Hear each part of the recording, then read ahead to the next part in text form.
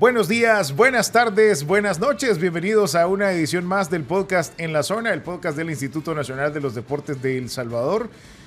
Vuelvo con Rebeca. Rebeca, que ya hace ratito que no nos sentábamos juntos, ¿no? Sí. A conducir. Sí, ya teníamos ratito. Jimmy, un verdadero gusto.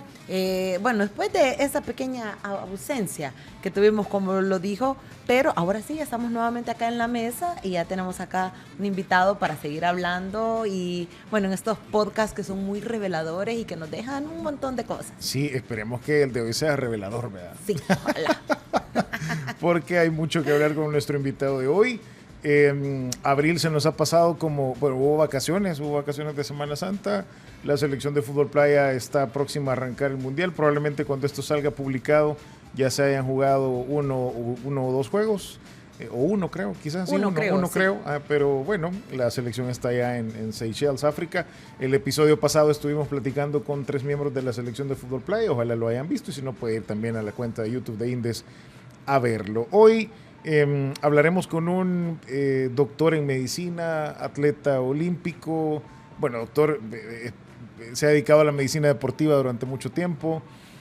Atleta olímpico, 3 veces olímpico. Ya le vamos a preguntar por qué no 4, porque tendrían que haber sido 4.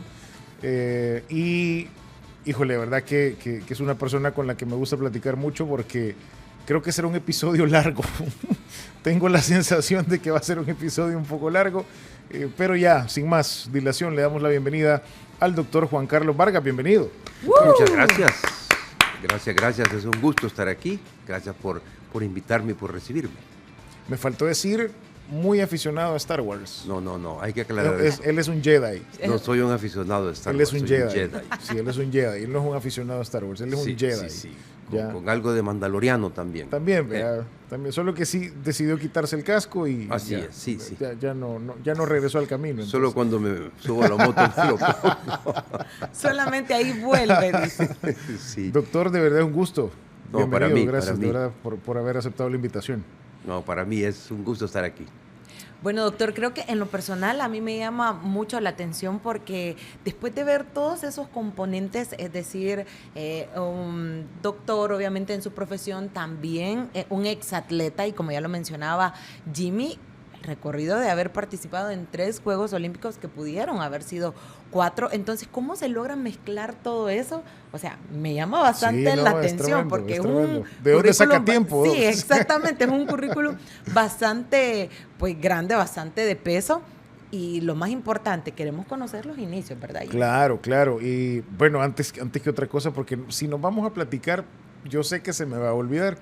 El doctor es casado, tiene 3 hijos y justo hoy, estamos grabando esto un 28 de abril, justo hoy está de aniversario, doctor. Estamos cumpliendo 35 años. 35 años. Sí. Bueno, hay que mandarle un saludo a la esposa. Pues sí, entonces. Un saludo. Silvia, gracias por todos estos años, gracias por ser la ayuda idónea que Dios me ha mandado.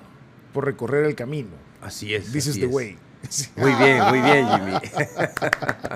Muy bien, bueno, felicidades. Sí. No, muchas gracias. Ya nos va a contar cómo se llega, porque 35 años. Uy, sí, ya hoy lo... Yo tenía 6 años cuando usted se casó, entonces. ¿De verdad? Sí, imagínense. No había yo nacido un poco más. yo todavía. Yo no había nacido todavía. Pero sí, porque ahora los matrimonios de hoy son algo desechables y... Cuando la gente se casa, ¿verdad? Sí. Porque la mayoría de gente ya... Oye, está bien, si usted no se quiere casar no hay ningún problema, pero vaya, cuando la gente toma la decisión de casarse de pronto... suelen ser cortos. Sí, a veces duran más los noviazgos que el matrimonio. Exacto. Duró más la ceremonia que el matrimonio. No es broma, entonces creo que... Bueno, pero ya nos va a contar. Muy bien. Ya nos va a contar de eso. Sí, cuando lleguemos a ese punto. Ahorita vamos a comenzar, como lo decíamos, el doctor judoka. ¿A qué edad comienza en el judo, doc? Yo tuve 2 inicios en el judo. 2 inicios. 2 inicios. ¿Por qué? Allá por los 7 años, mi papá nos traía, somos de San Martín, nos traía al gimnasio Dueñas en una vacación de fin de año. Okay. Nos traía a mis 2 hermanos mayores y a mí al gimnasio Dueñas. Yo tendría, no sé, como 7 años. 7 años y yo iba a jugar. Yo me acuerdo que iba a jugar. Mi profesor, el profesor Alfonso Urrutia, a quien después reencontré años después. Entonces ese primer episodio solo fue 2-3 meses nada más. De ahí mi deporte era comer pan dulce y ver televisión. Yo sigo en ese deporte. ¿Sigue en ese deporte? Sí, seguimos. Ese Es como deporte octavo bien dan. Sí, no, rico. claro, no, ya casi rozando el 10º dan. No, entonces lo que yo hacía, al contraste con mi hermano, 2 años mayor, que hacía fútbol, corría, nadaba, andaba en bicicleta, básquetbol, y era zurdo y muy hábil. Ok. Entonces yo ahí comiendo pan dulce mientras veía los 3 chiflados. ¿Verdad? Ahí ya uno va entendiendo el Sí, porqué sí, de sí, ciertas sí. influencias. Bueno, entonces mi papá, cuando yo tenía 10, 11 años, me dijo, ¿querés ir a judo? Yo ni me acordaba del episodio anterior, le dije, bueno, sí. Y empecé a ir al gimnasio olímpico con el profesor Eduardo Roque. Creo que el poquito de judo que había hecho antes había quedado por ahí, guardado. Y entonces me movía bien y todo, tanto que el profesor me preguntaba, ¿y usted qué cinturón es? No, yo soy blanco. No, es que usted hace cosas que un cinturón blanco no hace. Ok. Bueno, tuve cierta ventaja, porque en aquella época creo que todavía no existía la federación, sino que había 2 corrientes aquí de judo. Ok. La corriente japonesa, que estaba en el Círculo Estudiantil en Ciudad Normal, y la corriente coreana, que estaba en la Universidad Nacional. Y estos profesores de Japón y de Corea se trajeron sus pleitos para acá. Entonces, sus alumnos, muy anuentes a sus maestros, pues se peleaban, pero no en el tatami, se agarraban y se daban. Entonces, había una lucha ahí. Entonces, mi profesor, el profesor Roque, decía, no, yo quiero estar aparte. De manera que hacíamos judo allá, mis primeros 5 años de judo, yo no competí, yo ni sabía que se competía en eso. Entonces, el profesor nos enseñó bien la caligrafía del judo. Okay. ¿Por qué digo eso? Porque y eso está pasando en muchos deportes, y hay que ver cómo se remedia. Porque a los niños se les enseña a competir, no se les enseña el deporte. Entonces se sacrifica la técnica por la táctica, porque lo que quiero es ganar, no que se vea bonito. En cuanto al otro camino es mejor, es más largo, porque hay que aprender bien la técnica, pero este va a durar muchísimo más, sí, claro. Que fue lo que ocurrió conmigo. Entonces el profesor Roque nos tenía ahí enseñándonos, y para mí era como estar en un templo ahí, porque él era muy, muy místico. Él venía de escuela japonesa. No, que el judo se origina en Japón, sí, originalmente, ¿no? Así es. Entonces, él venía de los profesores del Círculo Estudiantil y de Ciudad Normal, que cuando hacían exhibiciones, yo me acuerdo que hubo una exhibición en la Feria Internacional, cuando se hacía de esa manera como se hacía, y cada día se asignaba a un país. Entonces, cuando era Japón, traían 3, 4 profesores de judo de Japón solo para ese día, se metían los japoneses que estaban aquí, que eran 2, 3, y el único no japonés era mi profesor, el profesor Roque. Entonces él era muy, muy, muy bueno. Entonces él venía con esa mística y nos enseñaba así, era una cosa bien bonita. El gimnasio ya no existe, hoy es un aserradero ahí. Lo que había sido el patio originalmente de la casa, lo habían techado, habían puesto le llamábamos tatami, era una lona de esas de camión rellena de granza de arroz, pero funcionaba. Y había un reloj de péndulo. La clase empezaba a las 5 de la tarde y terminaba a las 7:30 de la noche. Entonces el profesor todos lo notábamos. Entraba él, todos nos parábamos, nos saludábamos, nos poníamos en fila, poníamos en 6, que es la posición de rodillas para hacer el saludo, y en ese momento sonaba el reloj, las 5 campanadas. Es decir, a él le gustaba empezar exacto, era así tan disciplinado. Y a las 7:30 lo mismo, pero ya con la campanada de la media hora. Entonces el profesor nos enseñó muy bien. Digo, no teníamos la presión de competir, de ganar, no teníamos la presión, entonces lo aprendimos bien. Luego muere el profesor Roque y llega un exalumno de él, el señor Carlos Arriola, que no me caía bien. Claro, porque estaba usurpando el puesto de mi profesor. Y mi profesor era así grande, fuerte, había sido campeón de físico-culturismo, entonces elegante y todo, y el otro era chiquitito y barrigón. Y decía yo, no, ¿cómo va a ser mi profesor, verdad? ¿Cómo va a ser Entraba en contraste, ahí el conflicto interno. Exacto. Y él me lleva a mi primer competencia. Fue en el 79, allá en el Círculo Estudiantil. 79. 79, Para eso, doctor, ya habían pasado 5 años usted nada más entrenando. Solo entrenando y disfrutándolo. Ahora entiendo que es muy difícil hacer eso, tener a un niño solo haciendo deporte, sin el estímulo de una competencia, de un premio, de algo. Sí. Pero el profe nos motivaba bien porque ahí estábamos. Bueno, voy a mi primer competencia, no conocía para nada el reglamento. Y era un festival ahí en el círculo estudiantil. A la par estaban competidores de karate, había torneos de fútbol, de básquetbol y baile, fiesta. Y la gran bulla, puras cumbias. Entonces yo decía, ¿cómo puede ser esto? El judo con cumbia. No, si nosotros somos casi monjes, decía yo. Todos ustedes solemnes. Sí, ¿y cómo va a ser con eso? Bueno, entro en mi primer pelea, saludo, le digo, yo no conocía nada del reglamento. Fue con Fermín Monterrosa, por allá anda todavía Fermín, sigue practicando. Me lanza, me inmoviliza, y cuando me inmoviliza, el árbitro da la señal, que todas las señales bueno, señales no, las voces son en japonés, y marcó la señal y la voz de inmovilización. Yo estaba siendo inmovilizado, y entonces él dijo en japonés, Osaokomi, pero sí, Osaokomi. Yo ahí nunca había oído eso, yo oí Raikonif. Está pidiendo que cambie la música. Por lo menos eso. Y sonó el trombón ahí de Raikonif. Yo perdido. Me lo logré quitar, dan una puntuación. Según yo era para mí la puntuación porque me lo había quitado. Ajá. Era para él porque me había sostenido. Y me ganó. No sé cómo, no me acuerdo cuántas peleas hice más, pero terminé en tercer lugar. No sé cómo. No, ese tercer lugar, yo no sé, no me acuerdo a quién le gané o si fue por caridad, no sé. Pero a mí me dieron mi trofeito de tercer lugar. ¿O fue porque solamente habían 3 participantes? Bueno, es otra posibilidad, Rebeca. Sí, es una posibilidad que no habíamos tomado en cuenta. Sí, yo no la había tomado en cuenta, pero puede ser. Doc, estamos hablando del 79. 79. Dijo, 79. Sí, 79. Okay. Entonces ya fallecido mi profesor Roque, este señor Arriola, me lleva al grupo de judo de la Universidad Nacional, que en esa época estaban ya en el exilio. Y estaban en el Gimnasio Nacional. Con el profesor Mauricio Sandoval, que murió hace unos 3 años, trabajaba aquí en Indes, que ha sido el profesor de todos los que damos clases ahora. Y él marcó mi vida. Llego yo al grupo de la universidad, yo iba con cinturón café, y ahí pasaron cosas interesantes, porque todos eran mayores que yo tendría ahí, 16, 17 años. Y el judo de los de la U era feo, eran rudos, pero había razón, porque ellos empezaron a hacer judo cuando llegaron a la U. Ya con 18, 19, 20 años. Sí. No como los que veníamos de chiquitos, que ya lo traíamos, pues, nuestra psicomotricidad y todo, entonces eran rudos. Y yo oía que decían, ese cafecito, hay que echarse ese cafecito. Y todos decían eso. Yo decía, pero toman café. ¿A quién le gusta tomar café a estos? No, el cafecito era yo. Yo era la víctima. Claro, porque yo venía primero de una escuela privada. Claro. ¿Verdad?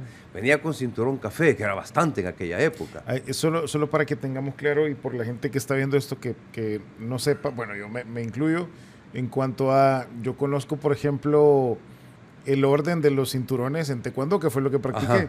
En judo, ¿cómo va? Después del blanco. En judo, ¿cómo va?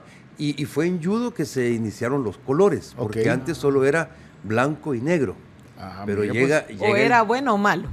O era alumno o profesor. O era alumno o profesor. O era alumno o profesor. O era el yin o era el yang. Exacto. Entonces llega el judo a Europa y los europeos, bueno, ¿y cómo es eso? O soy blanco, soy negro, y no hay puntos medios. Entonces Higoro Kando, que fue el creador del judo, ideó los colores con un significado.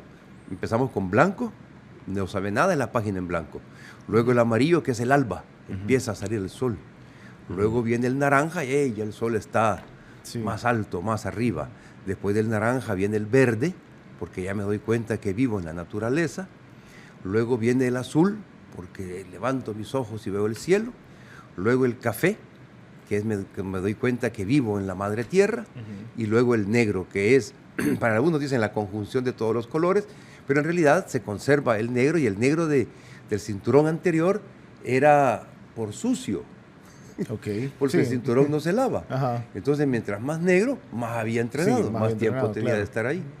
Y luego va negro hasta el quinto dan, del sexto, séptimo, octavo son rojo y blanco.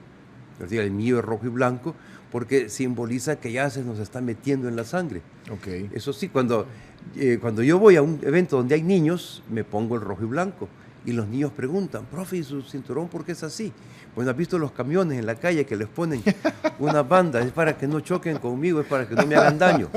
Eso les digo, pero después les explico y sirve para motivar a los niños. Pues, en eso. Octavo Dan. Séptimo, yo soy séptimo. Séptimo, Yo soy ok. séptimo. Bueno, la variante en taekwondo es el café, en el taekwondo es el rojo. Rojo. Después del azul va el rojo, aunque también hay, por ejemplo, blanco puntas amarillas, amarillo, Sí. amarillo puntas verde, verde Exacto. puntas azules, azul punta roja, roja puntas negras. Y En negra. judo también se está utilizando eso porque si no llegan si empiezan, qué sé yo, a los 7 años, pues a los 10 ya van a ser cinturones negros, ¿verdad? Sí, Y no sí. tienen la madurez Exacto, todavía. sí, ¿sí? exacto. Entonces por eso se hace así, Sí, yo llegué por a azul, abonos. y yo habré tenido mis, no sé, 12 años. ¿Y Ya cuando era cinturón vuelve? azul. ¿Cuándo vuelve al taekwondo? ¿Lo está esperando? Bien difícil, bien difícil, pero sí, de verdad que yo siempre después de ver este día al doctor Jimmy de la historia, hoy se va a motivar. Yo ¿Verdad que siempre sí? lo Lo vamos a comento, motivar, yo Rebeca, siempre lo lo vamos a comento, de verdad motivar. que mi etapa en taekwondo, practicando deporte, fue de las más felices de mi vida. De verdad que las artes marciales son una gran cosa. Sí. O sea, todos Una los deportes gran son cosa. lindos, pero las artes marciales Sí, tienen algo más. sí tienen algo que de verdad uno no sé, de verdad que mi etapa de deporte en taekwondo fue maravillosa, maravillosa. Yo creo que parte es que le da a uno cierta seguridad. Ujú. No es que uno ande buscando pleito porque Sí, claro. la gente cree, ay, usted hace taekwondo, uy, Nah. hay que tener cuidado con usted. Es cuando No. más tranquilo uno. Sí, uno es más tranquilo. Y las amistades que se dan ahí. Sí, sí, sí. Yo tengo una teoría sobre por qué las amistades de las artes marciales son como son, tan compenetradas. Y es porque nos confiamos la vida. Usted le podía decir, estate ahí, voy a marcarte una patada a la cara. Sí. Y usted no se movía. Sí, claro. Porque sabía que el otro no iba a pegar. Claro, solo marcarla, ¿no? Sí. Entonces, eso es confiarnos la vida. Sí, Sí. sí. Sí. De hecho, todavía mantengo una muy buena amistad con el presidente de la federación ¿Ah, sí? de taekwondo, que fue mi profesor. Ah, qué de taekwondo, bueno. ajá, de verdad que... Bueno, Jimmy, hay que volver, hay que volver. Hágale un llamado, doctor. Una vez por Tiene que semana, regresar. empecemos poquito a poquito. Sí, de verdad sería maravilloso, sería maravilloso. Pero bueno, volviendo al tema, usted estaba en el 79, ya lo de la universidad ya era cinturón café, ¿no? Sí, Que todos querían ahí darle... Tomarse el cafecito. Tomarse el cafecito. sí. Me llama la atención, Doc, que del 79 al 84 hay prácticamente 5 años. 5 años. Y en 5 años, en ese momento usted en el 79, usted se imaginaba o se visualizaba representando al país en unos Juegos Olímpicos. No, ni incluso el 84. Todavía no. Ni Todavía estando ya creía. ahí. No lo había. Todavía no lo creía. Ajá. Aquí tiene que ver mucho el profesor Mauricio Sandoval, Ujú. el Tamagás. Él venía de escuela coreana con el profesor Choi, tenía una técnica increíble. Él nos ponía a los 9 de la selección y hacía combate con cada uno de nosotros seguido y a todos nos ganaba. Hijo de puya. No, era buenísimo. El judo de él me gustaba mucho porque era como el que me enseñaron a mí, muy fino, muy técnico. Si él era delgadito y nos agarraba como quería. Y nos enseñó mucho. Y decía, él influyó mucho en mi vida, no solo con el judo, sino que como un referente, porque yo soy tímido. Miren, pues, ¿cómo estoy? Yo soy tímido. No, de verdad, yo soy tímido. Yo me voy sobreponiendo a mi timidez y en mucho fue gracias al profe Sandoval. Entonces empezamos a competir. Ocurrió algo interesante. Hubo un campeonato estudiantil. Entro yo representando a mi colegio, el Liceo Salvadoreño, y había otro muchacho casi de mi edad, Freddy Torres, que era un relajo. A mí me caía mal, desde el principio me cayó mal el negro. Venía con su cinturón naranja, que ese no es cinturón. Después me contó que había recortado una cortina que tenía su mamá, porque él no tenía cinturón y con ese competía. Y pasaba relajeando todo el tiempo. Entonces, a mí me caía mal, pero tenía buen judo. Él venía del círculo estudiantil, Ok. también escuela japonesa. Ok. Entonces nos conocimos ahí, coincidimos en la llegada y nos hicimos grandes amigos, pero amigos de verdad. Y el profe Sandoval nos adoptó a los dos, vio que teníamos algo bueno y nos empezó a trabajar más. Y así fui a Juegos campeonatos nacionales. Hubo un momento que yo era campeón juvenil, nacional y centroamericano, y campeón mayor, nacional y centroamericano, gracias a que pues, el profe nos enseñaba bien. Y la base de 5 años que tuve. Ahí entra Star Wars. Ok. Allí. En el 77, ¿verdad? Ajá, sí, surge 77. Star Wars. Entonces yo veo a Luke con su traje blanco, traslapado y sin botones. De hecho, abril, ¿no? El 77. Sí. Que se estrena, Sí. a New Hope. Ajá. Entonces, si Luke anda un judogi como yo, Ajá. tenía a su profesor que le hablaba de la fuerza. Nuestro profesor nos hablaba del ki. Nuestro profesor Roque, nos decía que los judocas éramos samurái modernos y que nuestra misión era mantener la paz, la misma de los Jedi, mantener la paz en la galaxia. Claro. Entonces dije, yo soy un Jedi, solo me falta el sable, pero lo demás lo tengo. Y así lo creí y creo que lo sigo creyendo. Ok. Desde entonces dices un ser de luz. Claro. Y que eso es lo que tenemos que ser todos. Sí, donde estemos hay que brillar positivamente. Exacto. Claro. A mí me entra una duda, doctor, porque bueno, ya lo mencionaba, usted obviamente tuvo esos 5 años de preparación, no estaba pensando en competir, luego va a su primera competencia, se lleva el tercer lugar y ya nos ha mencionado pues obviamente algunos de los títulos que usted obtuvo. ¿En qué momento es que usted dice, ve al judo como ya algo en lo que usted quiere competir, algo en lo que quiere ganar y en lo que usted dice, bueno, le voy a meter porque el siguiente objetivo es ir a representar a mi país? Quizás no hubo un momento así, sino que las cosas se fueron dando. De repente nos dicen, miren, ustedes dos están clasificados para los Olímpicos de Los Ángeles. Ah, ¿de verdad? O sea, no sabíamos que había un ranking panamericano, Ajá. no sabíamos nada de eso, y entonces fuimos Freddy Torres y yo. Y es que ya en ese momento el judo para mí era una forma de vida y como una misión. Y lo sigue siendo, en serio. Entonces, es que en el judo yo he visto la transformación y he contribuido a transformar vidas, en realidad de una manera increíble, porque el judo no es solo un deporte. El judo tiene fecha de nacimiento, mayo del 1884, por Jigoro Kano, que era un cipote, tenía 17 años cuando inventó esto, y cómo se le ocurrió semejante cosa. Su familia era adinerada, entonces tenían una fábrica de sake, eso me imagino que les daba algún prestigio, ¿verdad? Sí, pues sí. Y favores. Entonces él estudiaba en la Universidad de Tokio. Estamos hablando de finales de los 1800, cuando termina la era Endo y empieza la era Tokugawa, ¿verdad? En la película El Último Samurái, ese es el momento. Entonces viene la abolición de los samuráis y toda la cosa. Y Japón se abre al mundo y gran parte de los japoneses querían desechar todo lo antiguo y adoptar todo lo occidental. Y otra parte era lo contrario. Este muchacho Jigoro Kano era de los que querían desechar todo lo tradicional. Pero hubo un maestro de él, Ernesto Fenollosa, de origen hispano-gringo, que les dice, bueno, considerado el único japonólogo del mundo. Hay un montón de libros de él, de historia, de arte, de tradiciones, de increíble. Okay. Entonces él les dijo, no sean estúpidos. ¿Cómo van a desperdiciar, cómo van a despreciar toda la cultura que tienen ustedes? Y entonces viene Jigoro Kano, y cierto, ¿y cómo hago eso? Entonces elige el Bushido, el código de honor de los samuráis, y las leyes de Newton. Y de ahí crea el judo. Entonces él creó el judo como un método de educación física, mental y espiritual. Nunca lo concibió como deporte. No. Entonces, cuando uno empieza a hacer el judo, depende cómo lo orienten a uno, pues puede ser solo un deporte, y eso me da tristeza porque muchos muchachos entran a hacer judo y cuando salen de Codicader lo dejan. No han ni empezado. Sí. No han ni empezado. Otros llegan un poquito más, compiten, qué sé yo, se retiran a los 30, 31 años y no vuelven. Digo yo, bueno, por lo menos recurrieron un poquito más. Pero otros nos quedamos. Yo este año voy a cumplir 52 años de hacer judo. Y hay compañeros que tienen más tiempo. Y nos vemos ahí todas las semanas y seguimos aprendiendo. Bueno, entonces el judo fue creado de esa manera. Jigoro Kano, un personaje importantísimo en Japón. Allá él es el padre de la educación física, el padre del judo, por sus influencias que tenía, él logró meter el judo en el sistema educativo, siendo entonces el deporte nacional.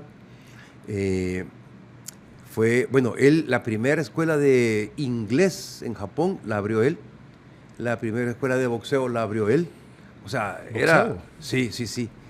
Y fue el primer asiático miembro del Comité Olímpico Internacional. Estando allí, le propusieron que el judo fuera olímpico, que fuera deporte, y se negó. Se negaba. El judo entró a los Olímpicos en el 64, Juegos de Tokio. Ya había fallecido él. Hay un detalle interesante de Jigoro Kano. Juegos Olímpicos de Berlín en el 36. Jesse Owens gana la medalla, el Fuller se va del estadio porque él era de la raza aria, aunque no era chele, ni era zarco, pero él era el líder. Se va porque cómo iba a premiar él a Jesse Owens siendo moreno. Quien lo premió fue Jigoro Kano. Ahí aparecen las fotos, ahí está el viejito detrás. Voy a ponerle más atención a eso, fíjate que no lo había... Es un dato interesante, sí, poco conocido, pero bien interesante. Entonces, volviendo a la pregunta de Rebeca, a mí me lo enseñaron así, entonces el judo para mí es más una forma de vida que un deporte. Y los principios del judo son una cosa increíble que se pueden aplicar a todo lo que sea. De hecho, yo tengo ahí mi conferencia, exhibición montada donde explicamos los principios del judo, los explicamos físicamente, me llevo un tatami, me llevo otro profesor, los explicamos y explicamos su aplicación a la vida. Por ejemplo, el primer principio, el principio fundamental es la no resistencia. Es decir, que si viene una persona, qué sé yo, que pesa 300 libras y me pega un empujón y yo intento resistirlo, me va a botar. Está temblando. ¿Está temblando? Sí, ¿verdad? Sí. No lo sentí. Sí. Es la fuerza. Ya ve, doctor, usted. Sí. Gracias el a Dios, no lo sé. Tengo que Cálmese. Tranquilo, no se emocione tanto. Me estoy emocionando. Entonces, el primer principio es la no resistencia. Es decir, si alguien grandote de 300 libras me quiere empujar y yo resisto, voy a salir volando. Pero si aplico el principio de no resistencia y una técnica, el que se va a caer es él. Y no resistencia lo podemos traducir a lo cotidiano como adaptabilidad. Tenemos que adaptarnos a todo. Nos adaptamos, estábamos en el vientre de la mamá, allá bien rico, sí, oyendo el corazoncito de mamá, sonidos aislados, en la temperatura adecuada, y tuvimos que adaptarnos a un mundo lleno de luz y de ruido. Si éramos los primeros hijos, a unos papás que estaban más temerosos que a saber qué. Si había ya hermanitos, pues nos tuvimos que adaptar a unos hermanos celosos. Nos adaptamos a ir al kinder, a la escuela, a ir al microbús, a cambiar todo. Nos tenemos que adaptar después a ser esposos, a ser papás por primera, por segunda, por tercera vez, a ser suegro, a ser abuelo, que todavía no lo somos y ya queremos serlo. Y por ahí. Entonces, el primer principio es el de la no resistencia. El segundo es ceder para vencer. Esa es una cosa increíble que deberíamos usarla más, ¿verdad? Sí. Es tolerancia. Hoy cumplimos 35 años de casados con mi esposa, en parte por ese principio. Ella cede en algunas cosas y yo en otras. Y entonces vamos avanzando. Claro. El otro principio es el de acción y reacción. Si yo quiero lanzar a ese grandote de 300 libras y lo empiezo a jalar, no lo voy a mover. Pero si hago una acción, un empujoncito, él va a reaccionar a mi favor sin saberlo y yo voy a poder lanzarlo. Claro. Entonces, acción-reacción en el mundo, pues es que toda acción que yo haga va a tener una reacción. Si son buenas mis acciones, pues voy a tener reacciones buenas. Entonces hay que pensar, hay que planificar bien lo que hacemos. Llevo 3. El 4 es máxima eficiencia con mínimo esfuerzo. Hoy se entiende más, antes no lo entendían, porque decían, entonces los yudokas son haraganes. No, queremos ser eficaces y eficientes. Claro. Ya, entonces, para levantar a ese señor de 300 libras, hay que hacer mucha fuerza. Pero con una técnica bien ejecutada, ¡pum!, ni se siente el peso de él. Y el último es, todo es unidad. Pensemos en el cuerpo de un judoka cuando está ejecutando una técnica. ¿Cuál es la parte más importante? Las manos porque agarran, sí, pero también los hombros giran. Y están pegados al tronco. Y las piernas también. Entonces, todo es unidad. Sí. Y ese principio lo lleva desde democracia hasta ecología, solidaridad y otro montón de cosas. Claro. En todo este ir y venir, Doc, porque estamos hablando, Creo que no hemos ni llegado a los Olímpicos del 84, ya llevamos casi media hora. ¿Dónde entra la medicina? ¿Cómo elige la carrera? Mi papá era médico. Ok. Nunca me dijo que yo fuera médico. Uh-huh. Pero viendo su ejemplo, pues tenía ya la vocación, pues y agarré por ese lado, uniendo también los principios del judo y los principios pues cristiano-católicos, ¿verdad? Que estamos aquí para servir y que si tenemos dones son para ponerlos al servicio de los demás. Claro. Yo no sabía que existía la medicina deportiva. Y el profesor Sandoval, cuando empecé a estudiar medicina, mira, vos le vas a recetar a la gente medicina y pechadas. Y me ponía a reír. Pero es prácticamente lo que hago ahora. ¿Sí? De prescribir la actividad física como coadyuvante, bueno, como prevención en primer lugar y luego como coadyuvante al tratamiento médico de cualquier o de algunas enfermedades. Okay. Así fue que entró la medicina. Okay. Y llevé la medicina, entrenos y competencias a la par. ¿Es fácil? No, es dificilísimo. Y eso todavía no hemos hablado No hemos llegado ahí. Del matrimonio. Sí. Eso iba a preguntar yo, es decir, Ajá. estaba diciendo medicina, los entrenos, Ajá, la competencia, y a eso agregarle un factor macha cuando andaba ya de novio, Ajá, ya que se porque casó. Y... Ya con su esposa fue en la universidad, antes de la universidad, ¿cómo fue la historia? Yo tenía 16 años. Sí, como Julio Iglesias. Tú tenías 15 años. Yo no sí, 16 añitos. Cuando vi a esa muchacha tan bonita y el corazón se me aceleró. Y usted dijo hacerla. De aquí soy de ella. De aquí soy de usted. Ella es. Y pasamos 10 añitos de novios. Y ya llevamos 35 casados, ya son 45. O sea, son 35 solo de casados. Solo de casados. Y de Y noviazgo. 10 de novios. Y 10 de novios. Son 45 años. Yo no había nacido. 45 años. Sí. Yo no había nacido. Ni estaba todavía en los planes. Estaba planeado. No. No estaba ni en la vista. Sí. ¿Y a dónde la conoció, doctor? Es decir, ¿la vio por la calle, la vio en la universidad? En San Martín, no, en San Martín, yo ya estaba en el colegio. Y ella también, pues allá en San Martín éramos vecinos. Es que mis papás y sus papás eran compadres. Ah, ok. Pero no nos veíamos. Sí. Yo solo veía, porque mi esposa tiene 9 hermanos. Entonces yo solo veía a la hija de mis papás, a Ana Gloria, que llegaba un día a la semana a la casa. Pero vivían también en San Martín. Luego se fueron a Suchitoto y yo no sabía de la existencia de Silvia. Se la tuvo cerca y no... Y no, pero usted estaba chiquito. No, por eso, pero ya cuando llegó en el momento justo. Sí, porque volvieron de Suchitoto por lo de la guerra y esas pechitas está bien bonitas. Esa naricita me gusta. ¿Y ahí cómo fue el plan de conquista, doctor? Fue por un amigo. Porque como yo le digo, yo soy tímido. Ustedes pero me creen. independientemente, Doc, siempre hay alguien, ¿vea? O sea, siempre hay un tercero involucrado. Sí. Siempre hay un Que es ángel que actúa de exacto. Cupido Ajá, ahí. Yo iba a decir un meque bendito, pero Exacto, vaya, suena vaya. mejor ángel. Sí, va. El que propicia Sí. el encuentro, conocerse y todo eso. Exacto. Él fue el que me llevó a un 7 de noviembre, las fiestas de San Martín. Yo me acuerdo, andaba con mi camiseta del Mundial del 78. Ok. Sí. Y yo no sé qué hablé, si a mí me temblaban más las piernas que a saber qué. Pero ahí. Pero ya sabía lo que iba. Sí. O sea, Sí, creía yo. no, por eso, o sea, sabía que la iba a encontrarse con ella, a conocerla. Sí, claro, no fue emboscada, no. Ajá. Ya estaba todo fríamente calculado. Sí, ya estaba todo calculado.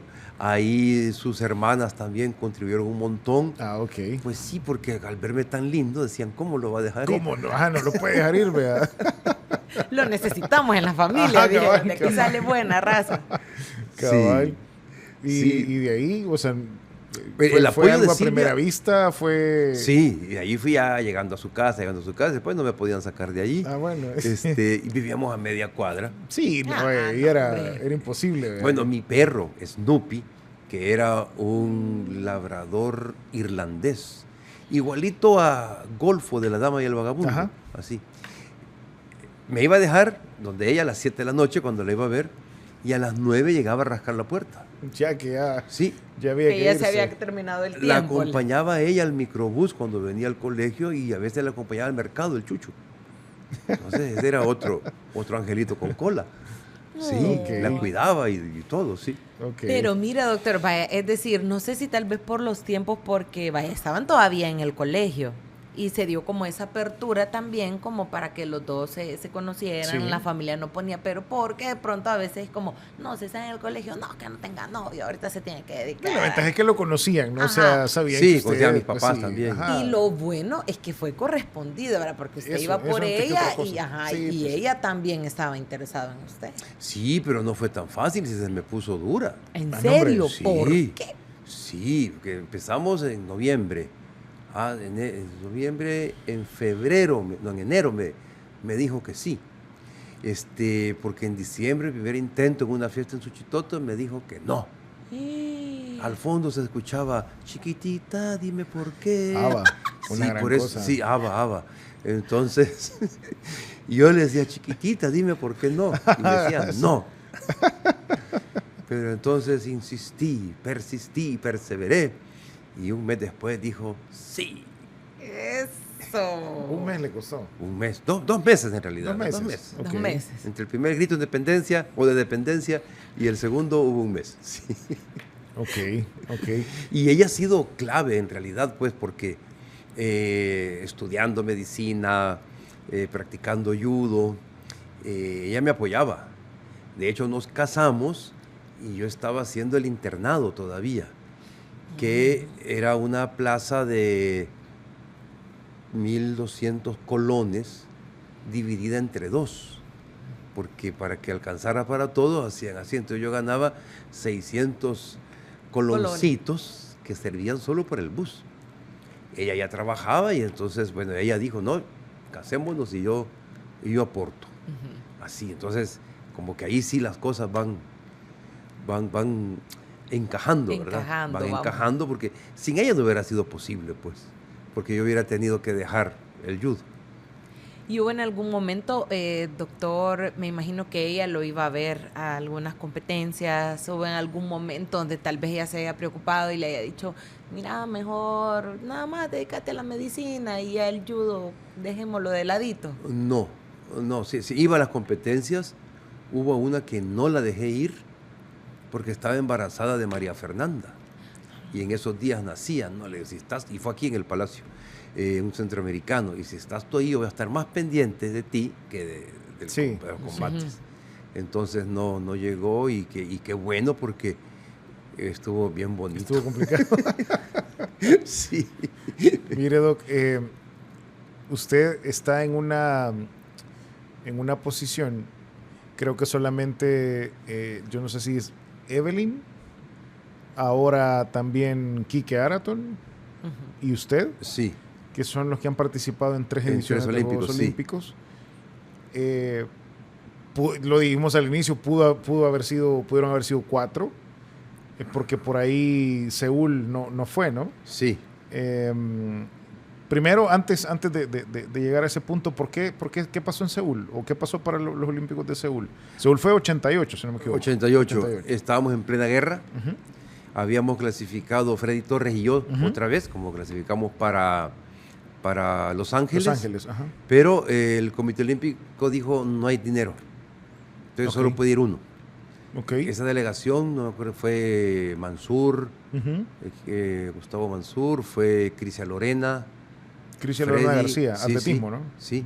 O sea, Gustavo, Mansur, Crisia y Freddy fueron a dos olímpicos, Los Ángeles y Seúl. Entonces dijeron, de judo solo puede ir uno.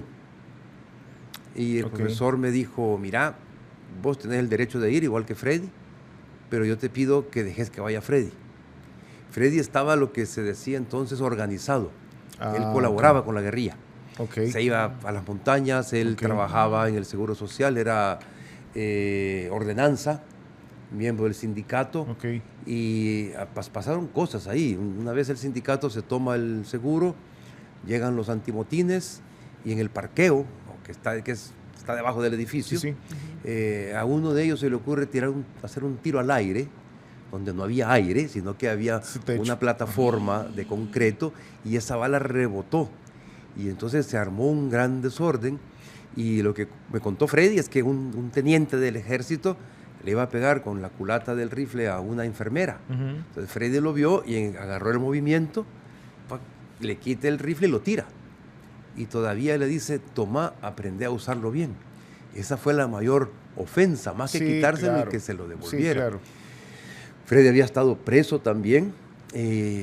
Yo vi una entrevista con el director del seguro, el doctor Bustamante, entonces, lo estaba entrevistando Salvador Castellanos, y le estaba diciendo que hubo una manifestación pacífica del sindicato y que el doctor llamó a los antimotines. Entonces el doctor, me acuerdo, que dijo, pues es que mire, agarró un florero que había ahí en el set y le dijo, si yo le tiro este florero se convierte en un arma. En un arma, claro. Además, dice, los del sindicato tienen a un hombre que cada una de sus manos es un arma mortal y se llama Freddy Torres. Entonces el negro tenía ya esa etiqueta. Sí, claro. Esa etiqueta. Entonces el profe me dijo, mira, que vaya a Freddy y que se quede fuera del país. Le dije, profe, sí, está bien. Sí, porque estamos hablando que el 88 se acercaba la etapa, bueno, final del conflicto, ¿no? Casi el cierre del conflicto, pero igual pasaron cosas en el 89, o sea, el tema de la ofensiva fue complicado. Faltaba como que un poco que se pusiera más cruda la situación antes de terminar, ¿no? Exacto.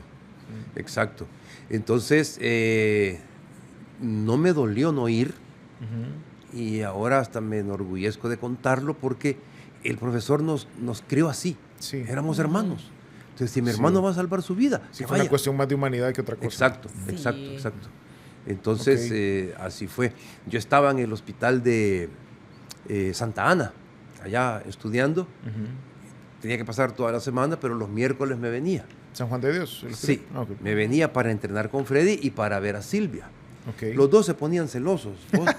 ¿Vos venís por entrenar con Freddy? No, vengo a verte también. Silvia. Y vos venís a Silvia. Pues sí, pero también entreno con vos. Tengo para los dos, así que tranquilo. Sí. Entonces, en ese contexto le quería preguntar, ¿por qué hubo una comisión que a usted lo nombró el judoka del siglo XX? Sí. Híjole, eso no son palabras sencillas. O sea, ni menores. Ajá, no son palabras menores. ¿Cómo lo toma? Pues, primero porque usted se convierte en un referente. En un referente, híjole, como qué persona, vaya, yo lo menciono mucho aquí y hasta me han dicho, es que solo Jairo, tenés la boca. Es que Jairo es un buen amigo mío. Y yo se lo he dicho a él enfrente, lo he dicho aquí, lo puedo decir donde sea. Yo a Jairo le veo mucho futuro. Sí. A Jairo Moreno le veo mucho, pero mucho futuro. Y Jairo viene de buen linaje. Sí. Papá olímpico, mamá judoka también. Mamá, sí. Exacto. Entonces yo a Jairo le veo mucho futuro. Y ¿por qué lo menciono? Porque usted es un referente. Tanto como se lo acaba de decir, el papá de Jairo igual, la mamá igual. Usted es un referente para mucha gente en el judo. Y no solo en el judo. Pero si hablamos netamente de deporte, que lo nombren a uno el judoka, el karateca, el taekwondoísta, el futbolista del siglo XX. O sea, no es una cosa... No, es un honor, es un honor realmente, y quizás hasta injusto, porque ha habido gente buena también, ha habido gente buena que quizás antes no había tanta oportunidad, es decir, Mauricio Sandoval, Luis Chévez, Luis Contreras, Rolando Reyes. Hay un montón de judokas más que fueron muy buenos y quizás no tuvieron la oportunidad de competir tanto fuera del país por las condiciones. Sí, entonces, claro. no, es un privilegio y de verdad un compromiso. Un compromiso. Yo sigo haciendo judo y no me creen cuando les digo que hasta hoy estoy aprendiendo. Que yo soy de lento aprendizaje. Sí, me cuesta aprender las cosas. Entonces ahí voy. ¿Hubo algún momento, perdón, adelante. Yo solamente quería preguntarle, de los 3 Juegos Olímpicos que tuvo la oportunidad de ir, ¿cuál fue el más especial para usted? Barcelona. Los tres fueron especiales, pues. Esto es como hablar de tres novias, quizás, ¿verdad? Se va a enojar. Se va a enojar, sí, pero hablando de los Juegos Olímpicos. Mentira, sí. Silvia, Esto no, lo vamos a mentira, cortar. Bueno, Los Ángeles, mis primeros Juegos Olímpicos. Los Juegos de Los Ángeles cambiaron la historia de los Juegos Olímpicos. Entran los patrocinadores por primera vez, los voluntarios. Era una opulencia esos Juegos. Por ahí tengo escrito yo algo que también me gusta escribir, algo que le llamé guanacolímpico. Fue la primera vez que yo vi un perro con suéter. Los patrocinadores daban cantidad de comida. Era tanta que en el contrato estaba que cada 8 horas se debía botar la comida. Entonces Freddy y yo nos íbamos al basurero a sacar los chocolates, los Milky Way, los Snickers, sí, los paquetes, para traérselos a nuestros niños de las escuelitas nuestras. Eso, Ay, sí. Entonces, imagínense, qué pelado. tiempo de guerra en El Salvador. Yo me acuerdo que escribí eso. Yo ahí cumplí 21 años, entonces yo cumplo 21 años aquí. Muchachos de mi edad están peleando allá, Sí. en ambos lados, Sí. comiendo sope, comiendo lo que sea, y yo aquí voy al basurero a sacar chocolates. Entonces, y el negro también entramos en la misma sintonía ahí de ese malestar, de esa incomodidad. Sí. Y el profe Sandoval nos dio un discurso tan bonito. Bueno, pues por eso que están sufriendo allá, ustedes van a dar todo aquí. Quizás nunca lo van a conocer, pero por ellos tienen que dar todo. Y nos pegó una buena cepillada que nos dejó listos. En esos juegos yo quedé 11º. Marqué un hipón que todavía circula por ahí. La Internacional sacaba los 101 mejor hipones. Antes era de cada 2 años. Entonces ahí está ese hipón mío. Hoy sacan cada año. Entonces Los Ángeles fue importante y bonito por eso. También por la relación que tuvimos con la comunidad salvadoreña ahí.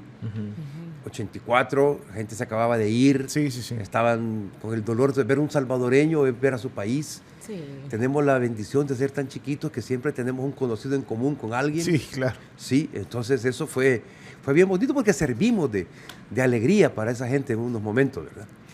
Pero Barcelona, yo estaba haciendo el internado. El internado de medicina es como el 5.º círculo del infierno, ¿verdad? Porque uno no es médico todavía, es estudiante y entonces tiene la responsabilidad de pacientes. El interno es el que mueve los hospitales nacionales. Ese lo hizo en el San Rafael. En el San Rafael, sí. Estábamos esperando a Juan Carlos, nuestro primer hijo, y a mí me tocaba duro. A veces tenía turno cada 3 días. Es decir, si lunes entraba turno, pues entraba a las 7 de la mañana como todos, a las 3 de la tarde, todo el mundo se va, el que se queda de turno agarra el turno a las 3 de la mañana, de la tarde, lo entrega a las 7 de la mañana al día siguiente y no se va a su casa. Sigue con su tarea, con su labor. Entonces, si uno tiene turno, entra a las 7 de la mañana del lunes y sale con suerte a las 3, 4 de la tarde del martes. Si el Señor ha sido misericordioso, uno puede dormir 2 horas seguidas. Si no, 15 minutos en una banca, 20 en una cama de alambre porque alguien se llevó el colchón, etcétera, etcétera, etcétera. Entonces, de ahí me iba a entrenar. En un entreno me quedé dormido, mis compañeros asustados. Estábamos sentados, el profesor estaba explicando. Dicen, porque yo no me vi. No se acuerdan. que me caí encima de Jaime, dormido con los ojos abiertos. Y aquellos asustados. Y en el hospital me dormía también. Cuando me tocaba estar en neonatos, es una gran responsabilidad. A las 3 de la mañana parto con pediatra, y uno no es pediatra, uno es el que está ahí. Uno tiene que ir a recoger al niño y ver qué le hace. Entonces había un niño que nació deprimido y había que darle oxígeno. No teníamos aparatos, sino que con el ambú. Yo estaba de pie, mis manos dentro de la incubadora, dándole oxígeno. Y ahí pasaban horas, entiendo yo. Y me quedé dormido, de pie. Me dormí, qué sé yo, no sé cuánto, 2 segundos. Y me iba a caer encima de la incubadora. Pero no. Y no sé qué hice para no dormirme. Lo que hacía de ahí en adelante, cuando estaba en neonatos, mis compañeros metían un pupitre cuando les tocaba turno para dormir ahí. No es que si me duermo yo no me despierto. Entonces yo metí un banquito de madera así chiquitito para estar incómodo y lo ponía a la par del tambo de oxígeno. Así que de manera que si me dormía, me pegaba en el tambo y me oxigenaba a sopapos. Entonces, todo eso le dio más valor quizás, y estar esperando a Juan Carlos, nuestro primer hijo, y había personas que me decían que era un ingrato, que era un inconsciente, porque mi primer hijo iba a estar fuera. Y una compañera, hoy es cirujano plástico, Nadia Fonseca, me dijo, mira, qué chivo lo que le vas a regalar a tu hijo. ¿Cuántos niños pueden decir que cuando ellos nacieron su papá estaba en los Juegos Olímpicos? Sí. Y fue profético porque cada vez que me hacen una entrevista o algo como esta, Juan la va a oír, ya ves, están hablando de mí, dice. Porque él nació el día de la inauguración. ¿El día de la inauguración? Sí. Silvia en el hospital, viéndome allí con el bichito. La flecha, famosa encendiendo flecha, el pebetero. Insuperable. Y su hijo naciendo. Y el bichito naciendo. Genial, sí. qué genial. Sí. ¿Y en Barcelona fue abanderado? No, en Atlanta. Atlanta. Bueno, lo en siguiente, Atlanta, ¿no? sí. Sí. Bueno, entonces pasa esto en Barcelona, pero si volvemos solo para recapitular, en Los Ángeles, ¿en qué posición queda? 11º. 11º, Sí. ¿de cuántos atletas? Eran 30, no, a ver, son múltiplos de 4, ¿verdad? 4, 32. 32, 36. 36. Ok, y queda 11º. Sí. A una nada del diploma olímpico. Sí. Que lo tiene Luisa Maida, Ajá, la única. sí. La única, sí. No, creo que también lo tiene Maurín. ¿Kayla Vergara? No, No. seguro que no. Sí, porque Maurín iba primera. De hecho, fue en Atlanta. Pero en la clasificación. Era clasificación. Sí, en la es clasificación, cierto. sí. No, solo No, era Luisa. para medallas, iba a ganar medalla. Y al final quedó en 5º lugar. Revisemos porque no me acuerdo. Creo que no. Estoy casi seguro, o sea, más seguro que en duda. que en duda. Más seguro que inseguro. Aja, porque ya hemos hablado sobre ella. Así. Ajá, y fue en la iba a entrar en medallas, iba en primer lugar y se cayó. Sí, me acuerdo que se Ajá. cayó, pero según yo era en ronda clasificatoria. Sí, porque... Bueno, puedes tener razón y yo haber estado equivocado, no hay ningún problema. Bueno, sí, pero vamos a... No, mire, dice, dio la sorpresa cuando a escasos 200 metros de la meta se encontraba frente al pelotón de competencia acariciando con ello la medalla de oro, pero una desafortunada caída la relegó al 5º puesto. Bueno. Entonces ella también tiene diploma. Tiene diploma. Luisa Maida, tiro deportivo en Beijing, si no me equivoco. En Beijing, sí. Beijing, ¿verdad? Imagínese estar así del Sí. Iba a ser medalla de oro. O si nadie la tenía en el radar. No. A Maurín, pero nadie la tenía en el radar. Pero bueno, Los Ángeles, 11º. Sí. En Barcelona, 12º. 12º. Barcelona también peleé con Koga, Yoshihiko Koga. Ya tenía él unos olímpicos y como 4 o 5 mundiales. Entonces pelear con él fue un honor. De hecho, años después que fui a Japón, simpático porque iba a un curso y era la primera vez que iba un latinoamericano. Entonces, gran reverencia y todo. Para mí, ¿verdad? En el almuerzo de bienvenida, pues estaba el presidente del Kodokan, que es la sede del judo, el director, y yo era el siguiente. Además que de los 30 y tantos que éramos en el curso, solo éramos 2 los de mayor grado, que éramos quinto dan. Entonces, eso también. Cuando se enteraron que era médico, Pero cuando se enteraron que era Jedi, no se los dije, no, solo los envolví en la fuerza. No, cuando supieron que había peleado con Koga, ahí era más admiración. Yo decía, estos están admirados que sobreviví. Porque sigo vivo, es que todavía. Sí, entonces eso también fue un gran honor. Años después, en un curso de judo en Brasil, curso panamericano, estaban poniendo unos videos de Koga. Que Koga es el psico del judo. El psico, sí. Entonces, el hondureño, que es amigo, empezó a decir, ahí va a salir un tal por cual que yo conozco, que Koga lo tira, que no sé qué, que no sé cuánto. Bueno, cuando salimos del salón, estábamos viendo, Oye, hay que comentar, el salvadoreño. Pero cuando salimos del salón, alguien me pegó un manotazo en la espalda. Y era el mexicano. Y me dijo, oye, ¿todavía te duele la espalda de cuando te tiró Koga? Fíjate que caer en Juegos Olímpicos no duele, le dije yo. Y yo fui a 3 y tú a ninguno. Oh. ¿Y para qué se mete? Pues? No está bueno. ¿Para qué se Hasta mete? aquí se oyó. ¿Para qué Hasta se aquí mete? se oyó ese golpe. Pero con elegancia. Sí, exacto. Sí, Es que claro, esos son claro. los mejores, Sí, doctor. claro, los que se claro. dan con elegancia. Con elegancia, Claro. sí. Y en Atlanta, En Atlanta, pues tuve... pero primero abanderado, ¿no? Sí, abanderado. ¿Qué se siente ser abanderado en los Uy, Juegos Olímpicos? es una cosa increíble. Ahí salíamos por una plataforma y arriba, entonces uno veía todo el estadio. Y yo grité, nadie me oyó, pero yo grité. Aquí viene El Salvador, hijos del maíz, les dije yo. No me oyeron, pero yo lo grité. Pero se lo gritó. Yo lo grité, yo sí lo oí, sí. No, de verdad un gran privilegio. Había sido abanderado en los Juegos Panamericanos de Indianápolis el 87 Ok, y en el 95 en los de Mar del Plata. ok. Pero los olímpicos son los olímpicos. Sí. Pues, Sí. es otra cosa. Además, me tuve el honor de retirarme de la competición en Juegos En Olímpicos, Juegos Olímpicos. que ya me había retirado. Ok. Un año antes, Luis Chévez, que actual presidente de la federación, entonces también el entrenador, mire Juanito, me dijo, usted se puede retirar cuando quiera. Sentí bien feo. Porque ya no Ya me lo quieren estaba aquí, haciendo, ya me están este. echando, dije yo. Me están Entonces matando. vaya, está bien pues. Pero ya había dicho que me retiraba cuando viene la notificación de la clasificación a los Juegos. Y lo de Atlanta fue bien interesante. Yo siempre había competido en 71 kilos. Nunca había tenido problema yo con el peso. 69, 70 kilos, normalito. Eso hace 29 kilos y medio de eso. Entonces muere Freddy Torres, de quien he hablado yo hoy. Él era 78 kilos, yo 71. Muere Freddy y el profe me dice, ¿qué hacemos con la categoría de Freddy? Y yo le digo, subamos a Fidel. ¿Y a Fidel por qué? Porque está en mi categoría, es muy bueno, pero yo le gano.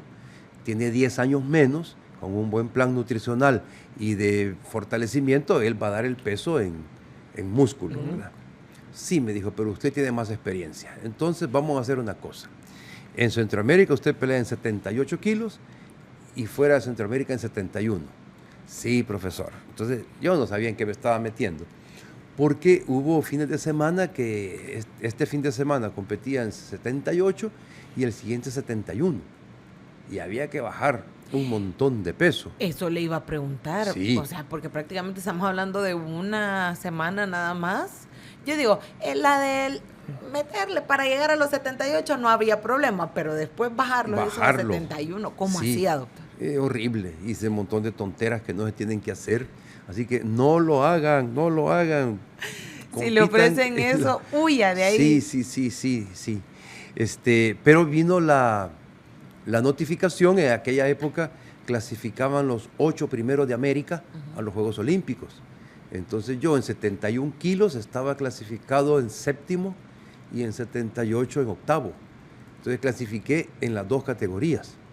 Por supuesto elegí ir en 71. Sí, y eso fue bonito también, pues. Y el Juego de Atlanta me acompañó Silvia. Me acompañó, estuvo allá, había un plan ahí que podían para llevar familiares de atletas. Entonces ella fue. Estuvimos, por suerte, 15 minutos antes del lugar donde estalló la bomba. No tuvimos nada que ver nosotros. Sí, entonces eso fue bonito. Y en esos juegos ya quedé 23 por ahí. 23, sí. Y bueno, imagínese, ya lo decía antes Rebeca, el tiempo para estudiar medicina, el tiempo para entrenar, el tiempo para la familia. ¿Hubo algún momento en su carrera deportiva en el que alguna lesión o algo creyó que lo pudo haber alejado? Sí. Me da risa porque depende cuando dé esa charla que les he dicho, según lo que me pidan, doy lo de los principios del judo y luego hablo un poco de mi trayectoria, ¿verdad? No solo salgo de campeón, sino que cuento cosas que en realidad pasaron y quiero contar una para que no le pase a nadie. Si es un lugar donde hay niños y eso, yo pongo mis dos currículum. Pongo el académico, médico, especialista en medicina deportiva, maestría en salud pública, esto y lo otro, y pongo el otro currículum. Fractura de clavícula, 2 hernias de disco, meniscos rotos, dedos rotos. Esa es parte del currículum también. Y que también se luce con orgullo. Sí. Se supone que, a ver, en el 2008 estuve como médico en los Juegos de China, me hicieron una resonancia magnética de la columna, la traje y yo tengo lo que se llama una espondilolistesis grado 3.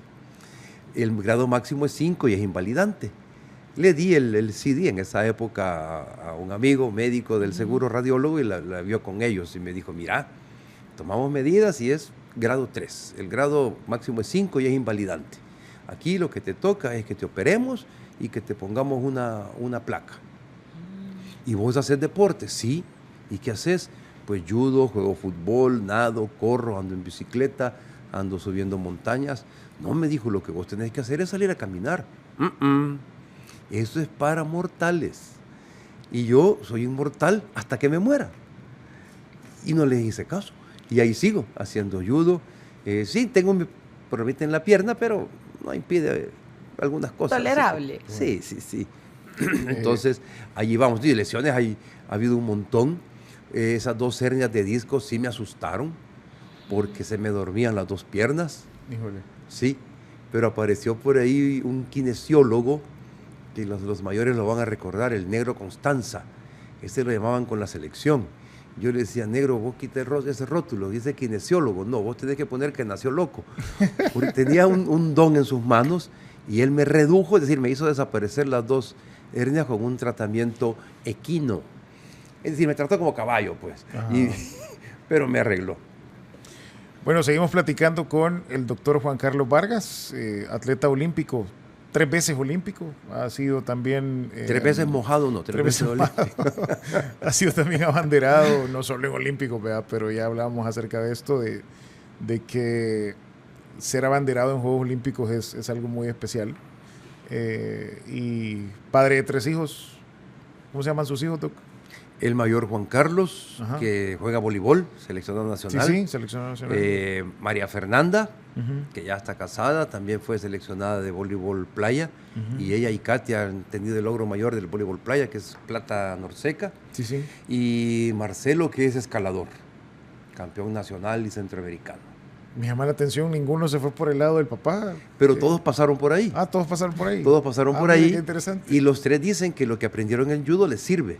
Qué bueno. En sus deportes. Qué bueno. Hablemos de una etapa que no hemos hablado.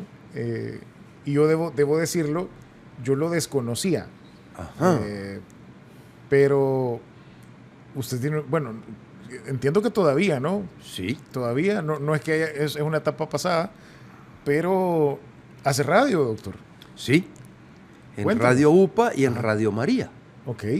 En Radio UPA, esto empezó hace 16 años. El programa se llama Dinastía Juego Limpio. Okay. El nombre es un poco extraño, hay una historia detrás de eso. ¿Y cómo empezó? Por medio de INDES. Okay. Cuando Jaime Rodríguez, el presidente, me dijo, mire, no tiene algo que mandemos a la UNESCO. Porque la UNESCO mantiene ese fondo de prevención del dopaje en el deporte. Y mandamos el proyecto y quedó. Entonces, ese primer año hubo dinero para pagarle a la Radio UPA para hacer el programa. Dinastía Juego Limpio, ¿por qué? Una dinastía es una familia de reyes que gobierna por siglos. Sí, claro. Entonces, y lo de Juego Limpio es porque queremos inculcar a los niños la cultura del juego limpio, porque con el juego limpio se previene todo. Tengo que jugar limpio a mi cuerpo, a mi familia, al medio ambiente, a mi país, a mi colonia, a todo. Entonces, y que eso perdure por siglos, esa es la idea. Entonces ahí han surgido varios personajes. Yo con esta voz, que soy el que menos habla, soy el doctor Gato. Sí. Y los primeros personajes eran Julimpio y Valoria. Julimpio Buen Nido y Valoria Buen Nido. Como vienen de Buen Nido, juegan limpio y tienen valores. Ok. Las voces estas, que ya no las hacen, las hacía mi hijo y una de mis sobrinas. Ah, ok. Y ellos interactuaban con sus amiguitos. Trampicio Jarana, que soy yo, y mi amigo Trucuberto Marufia. Parcito, cosa seria. Y estaba la maestra de escuela, que lo hacía mi sobrina Eugenia Marenco, que es locutora. Era la señorita Eugenia, sobrina suya. Sí, la EU, sí. Sí, Sí. Sí, la conozco. Hacíamos doblaje juntos. Ah, ¿de veras? Sí. En Bla Bla Bla. Sí, correcto. Ya nunca me llamaron, yo hice el curso y nunca me llamaron. ¿En serio? Sí, pero bueno. Qué chiquito el mundo. Sí. No, y la EU pasa por hija mía. Ah, sí. Yo por eso me dejo el bigote viéndolo bien. para que no nos confundan. Entonces, EU hacía la señorita Eugenia. Y ahí empiezan otros personajes. Ah, konnichiwa. Ahí surgí yo. Yo me llamo, yo te educo, todito, sensei.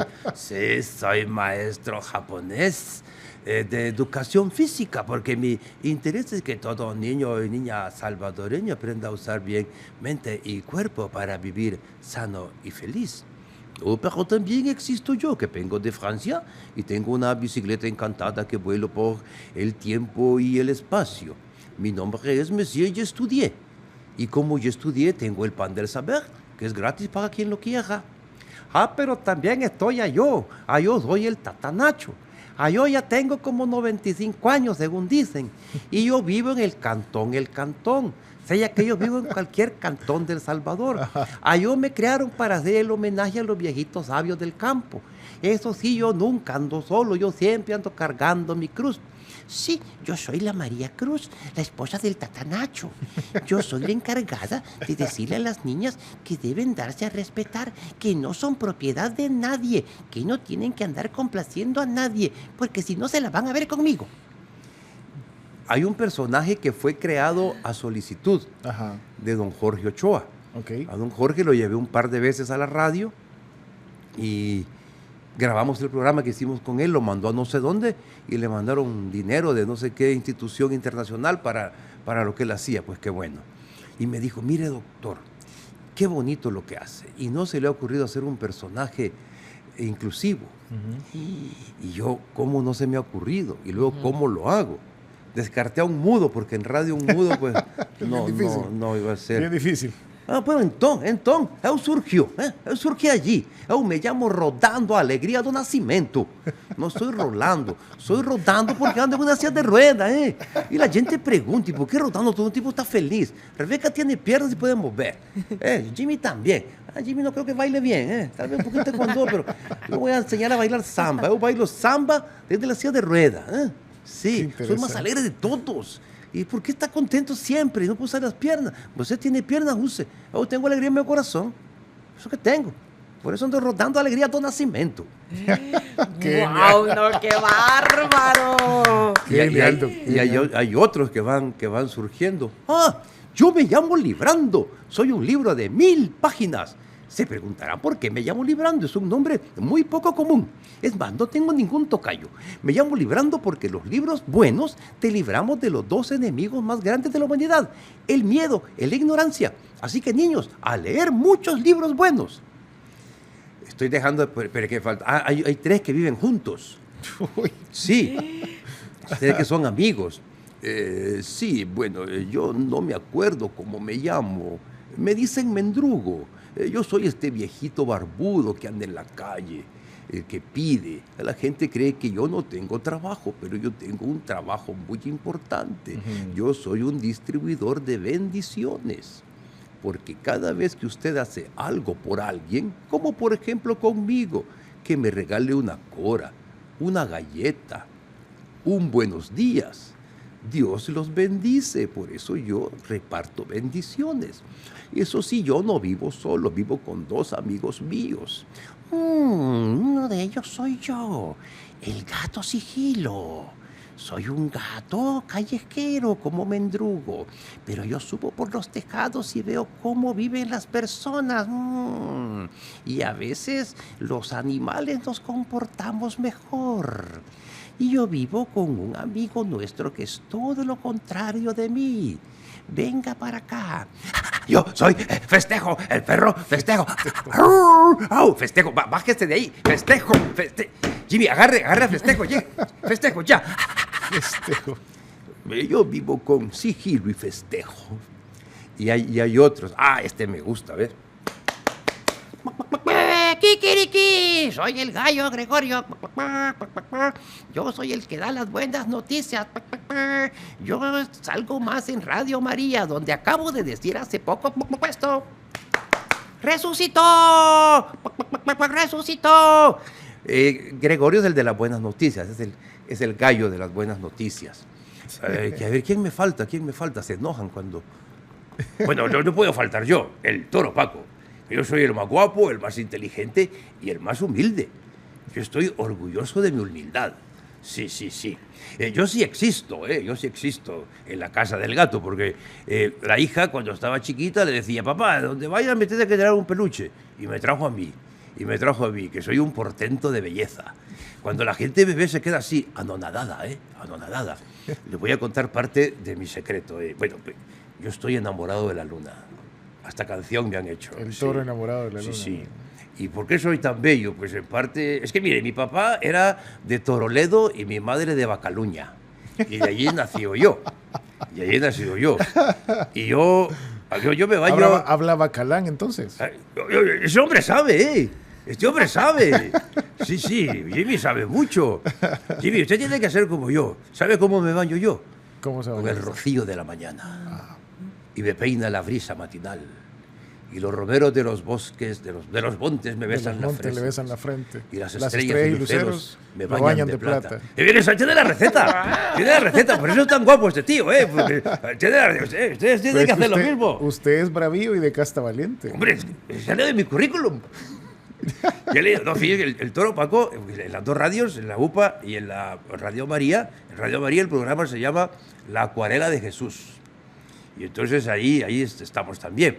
Pero los dos programas me han dicho que yo debo estar siempre. No, nunca saco todos, son sí, como 17. Pero una vez sí me peleé y te estaba haciendo 6 personajes. ¿En el momento? Sí, estoy en Radio María y la gente, los empleados se acercaban a la ventana, porque ahí solo puede haber 4. Entonces, ¿por qué hay tantos? ¿Por qué hay tanta gente? Dijeron. Y era yo. Sí. ¿No? Un día estaba entrevistando al profesor Vladimir Hernández de Limalama. Sí. Lo estaba entrevistando el doctor Gato. Y dijo, profe, ¿cómo empezó usted en Limalama? Dijo él, porque yo era hiperactivo, vivía en México, mi mamá no me aguantaba, mi tío se inscribió a Limalama, pero dejó de ir, y entonces me metió a mí, porque era hiperactivo. Hombre, a mí me ocurrió algo parecido, se mete el tal Toro. Fíjese que cuando yo nací, le dijeron a mi madre, señora, su hijo tiene un problema. Y mi madrecita estaba asustada. ¿Qué le pasa a mi hijo? Señora, ¿usted ha oído de los niños hiperactivos? Sí, mi hijo es hiperactivo. No, señora, su hijo es hiperatractivo. Y estoy grave, estoy cada vez peor, Rebeca. Soy peor cada vez.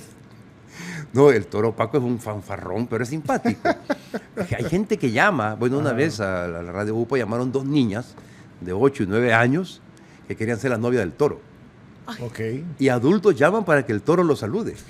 Hay una familia a quien yo no conozco, oyentes de la radio, que se hacen llamar la Tropa Dinámica. Okay. Entonces la Tropa Dinámica le manda saludos al Toro y quieren que el Toro lo salude. Entonces se crea un mundo ahí bien bonito. Qué bonito. Y en Radio María, pues en ese programa, La Acuarela de Jesús, hay 2 niñas ahora que me ayudan, tienen 9 y 12 años. Andrea se llaman las dos Andreitas, que le ponen ahí su toquecito bonito también de sencillez, de ingenuidad, sí. de inocencia. Qué bien. Sí. De verdad, qué impresionante, ¿verdad? Sí, increíble la verdad. O sea, sí. Médico, judoka, esposo, sí. padre de familia, locutor. Sí, no, y el tema de la caracterización de voces también es una cosa, no sí, cualquiera. No cualquiera. No cualquiera, o sea, yo he hecho radio más de 20 años y de verdad que a mí la caracterización, es algo que nunca he explorado, vaya. No puedo decir que no lo puedo hacer, sino que es algo que nunca he explorado y siempre he admirado mucho a la gente que lo hace. Ahora todavía tengo algo más por qué admirarlo, mire, Doc. De verdad que está muy, muy, muy... Sí, doctor. Hombre, a mí me tiene que admirar, al gato no, es conmigo, la admiración es conmigo.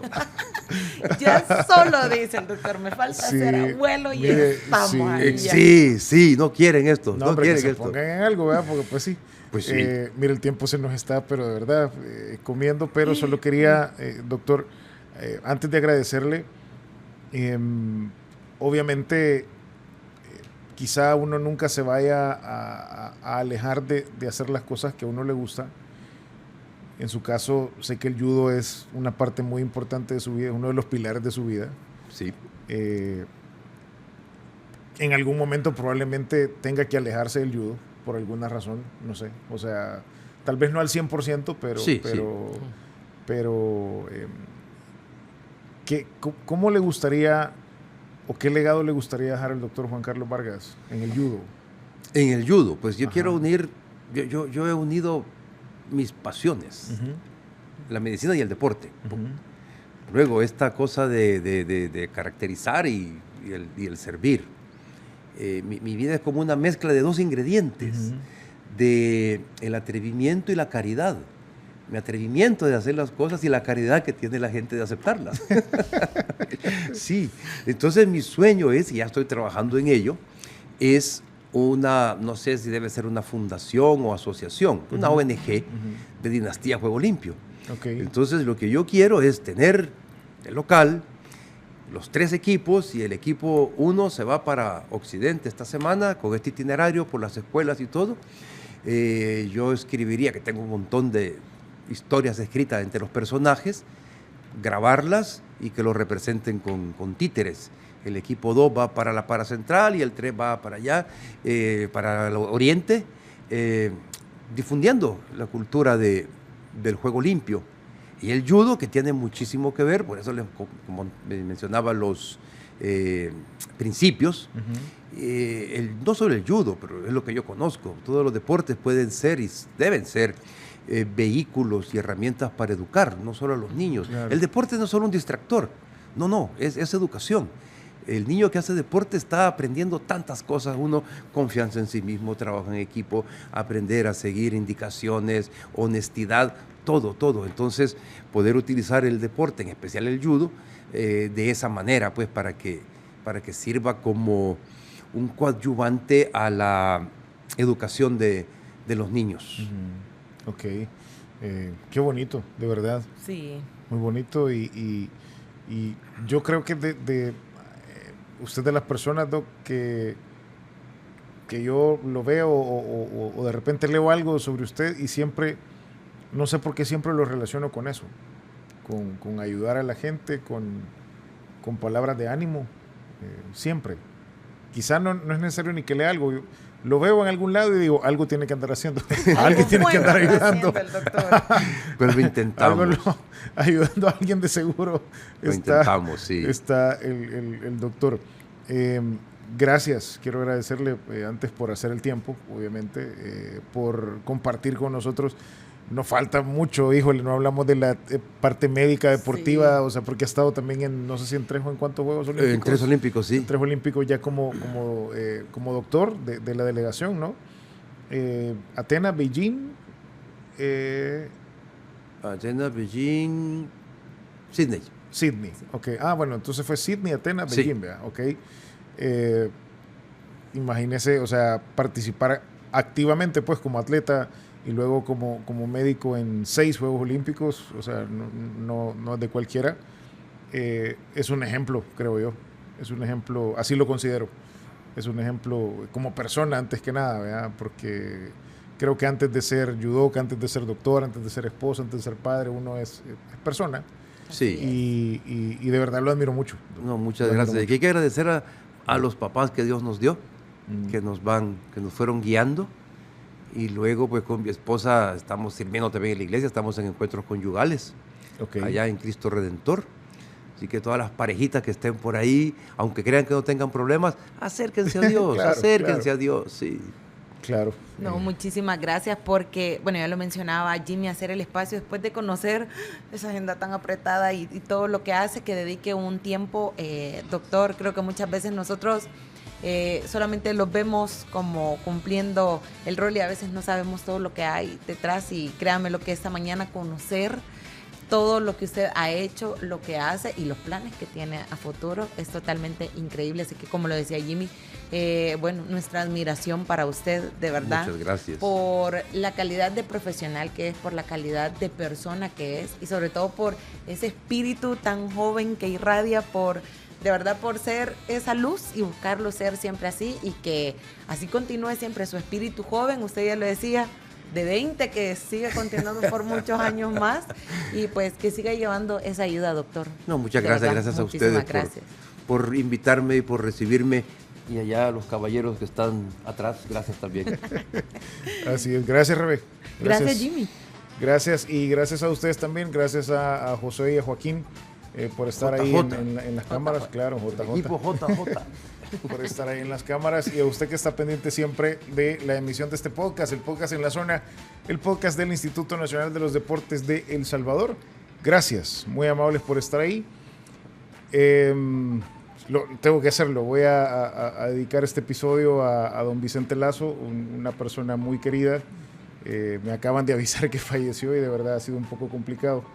Pero aquí estamos y quiero dedicárselo a él porque es un ejemplo de lucha y de ganas, de verdad que me dejó muchas enseñanzas. Lo conocí poco tiempo en persona, pero me ha dejado mucho, de verdad me ha dejado mucho. Seguro que don Vicente está entrando al cielo ya está ya. Sí, la verdad ya que lo sí. está abrazando Ojalá Jesucristo, que sí. seguro que sí.